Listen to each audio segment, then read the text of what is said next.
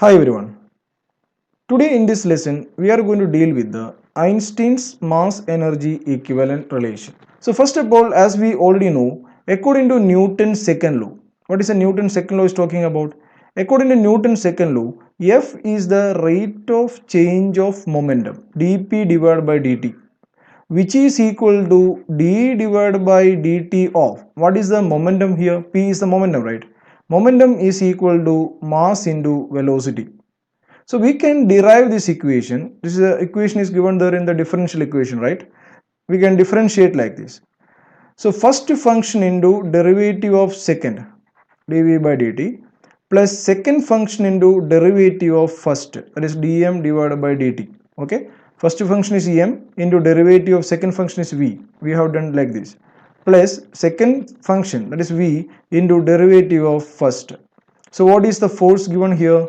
F is equal to, according to Newton's second law, m dv divided by dt plus v into dm divided by dt.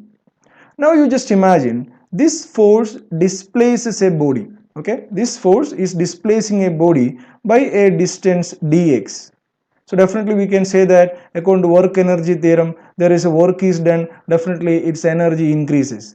So we can write here its kinetic energy increases. So we can write the formula dk, the change in kinetic energy. Okay, dk is equal to f into dx. So we can write here dk is equal to, now what is the force here? Force we have already written m into dv divided by dt plus v into dm divided by dt into, what is next quantity, that is the small displacement dx. So we can write this equation as, rearrange this equation, dk is equal to m into dv divided by dt into dx plus v into dm divided by dt into dx. Or we can write here dk is equal to m into dv into dx divided by dt, arrange like this, dx by dt, plus v into, next one, dm into dx divided by dt. As we already know what is the dx by dt, first derivative of displacement, that is a velocity, right? So we can write this equation as dk is equal to mv dv, dx by dt is v, right? So we can write mv dv plus, next one is what, dx by dt is v, already one v is there, so we can write what, v square dm. Say this is the equation number 1.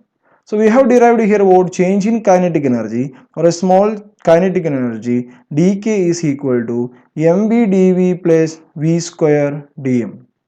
Now we are going to relate with the Einstein's relation. According to Einstein's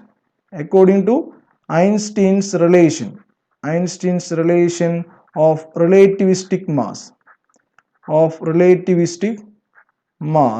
there is a relation is the relation is here, m is equal to m0 divided by root of 1 minus v square divided by c square.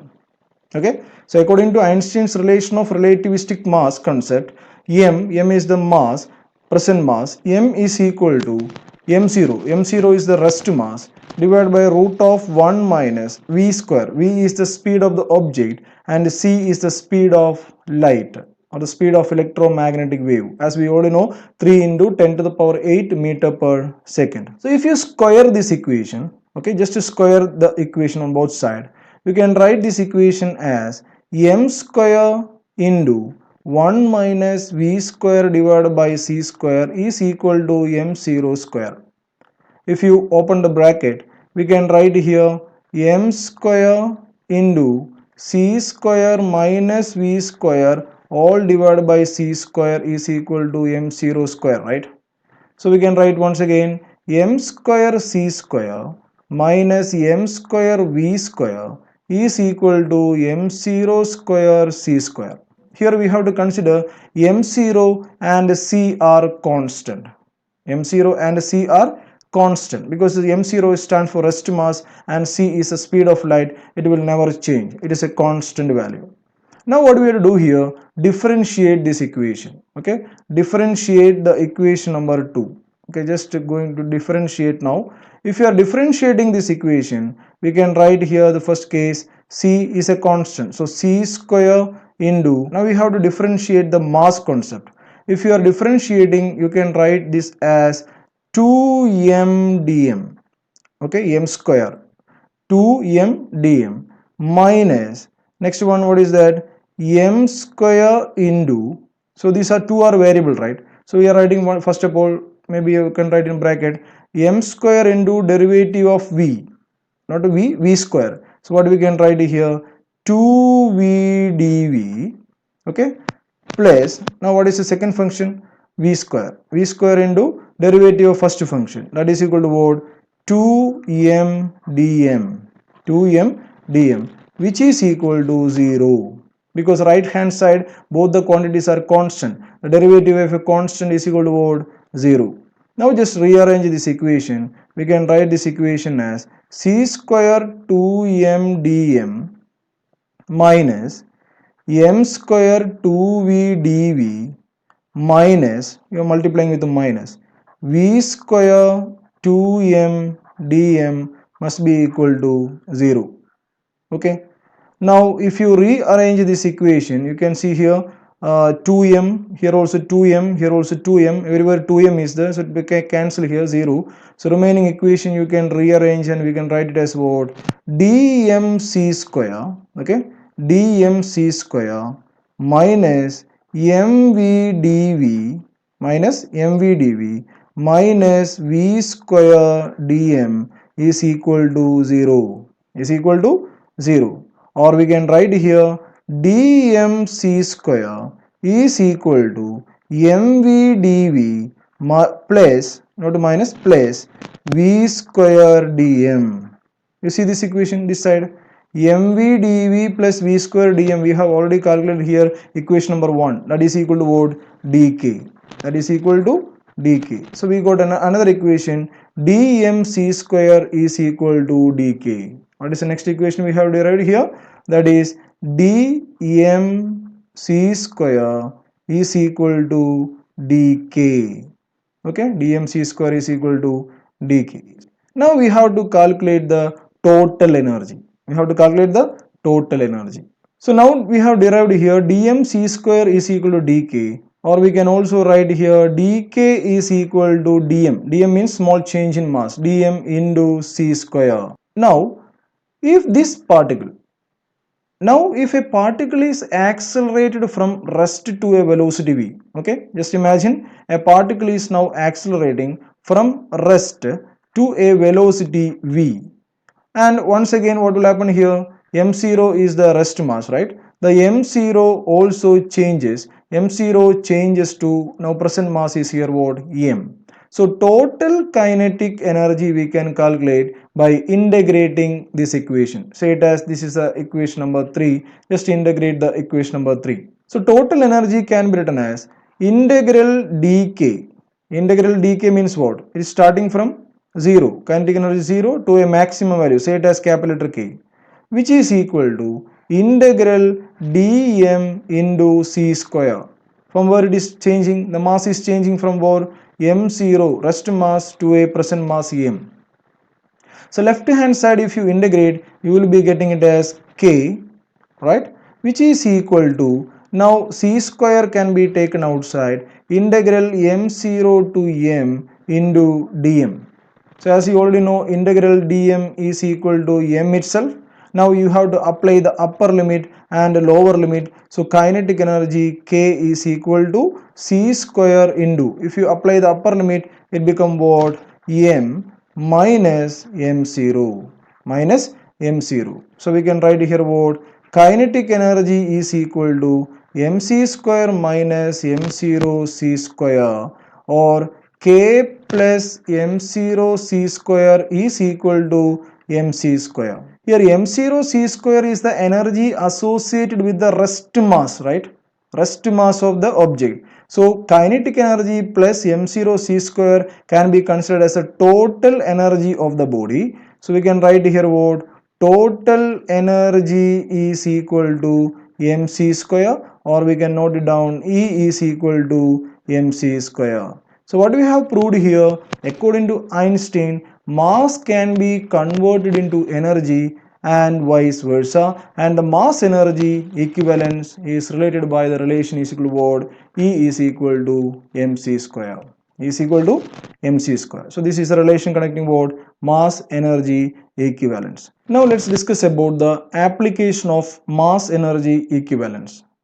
So the first application is here, annihilation of matter. What is meant by annihilation of matter? Just imagine one electron, okay, one electron and one positron. Electron and positron. Electron and positron are the particle and antiparticle, okay. When they are close to each other, what may happen there? They annihilate or destroy each other. What they happen there? They will annihilate or destroy each other, and this mass is now changed into what? Energy. So when this electron and positron come close to each other or they annihilate each other, what will happen there? It is now converted into two gamma rays. What is that? Two gamma rays. Gamma rays means what? Electromagnetic radiation, right? So here what is actually happened? The one electron and one positron, that means the masses. This mass is now converted into energy according to Einstein's mass energy equivalence. Is it clear? So one electron means what? Minus 1 E0 plus one positron. Positron means what? 1 E0 is combined together, or when they come close to each other, they destroy and it is converted into what? Two gamma rays. What is that? Two gamma rays. Here the gamma rays means what? Electromagnetic radiation. Electromagnetic radiation. So this is one of the example for what? Einstein's mass energy equivalence. Now the second application is here what? Pair production. Second one is that called what? Pair production. The opposite of the annihilation. In the annihilation, electron and positron combine to form an electromagnetic radiation or energy, right? But in this case, what will happen there? When a gamma ray of photon, okay, a gamma ray of photon energy, nearly the energy is 1.02 million electron volt, passes close to a massive nucleus. It passes close to a massive nucleus. What will happen there? It materializes into pair of particle. One is electron and other one become what? Positron. Just opposite process of annihilation of matter. So what happened in this case? The energy is now converted into what? Mass. Okay, so let me explain once again. Pair production means what? When a gamma ray of photon of energy 1.02 million electron volt passes close to a massive nucleus. So what will happen to the massive nucleus? It materializes into pair of particle. Which are the pair of particle? One electron and one positron. So what happened here? The total energy is now converted into what? Matter. Electron and positron, particle and antiparticle. So this is another example for what? The Einstein's mass energy equivalence. So what is the third application here? Energy generation in sun and stars. Okay, so from the sun we are getting energy, right, in the form of heat energy, light energy, right? So that is due to the conversion of mass into energy. That is due to what? The conversion of mass into energy. So these are the three applications regarding mass energy equivalence: annihilation of matter, second one is pair production, and the third one energy generation in sun and stars. There are many examples are there related to mass energy equivalence. Okay, hope it is clear. Now let's discuss about laws of conservation of mass energy. The first one is talking about energy can neither be created nor be destroyed. It may transformed from one form to another. The second law is what? Total energy of an isolated system remains constant. And the third one, the entire universe may be regarded as an isolated system. So the total energy of universe remains constant. So total energy of the universe remains constant. For example, if one part of the universe is losing energy, definitely another part must gain an equal amount of energy. So always we consider here the total energy of universe remains constant. So these are the main laws regarding about laws of conservation of mass energy. I hope you understood this topic. Thank you all of you.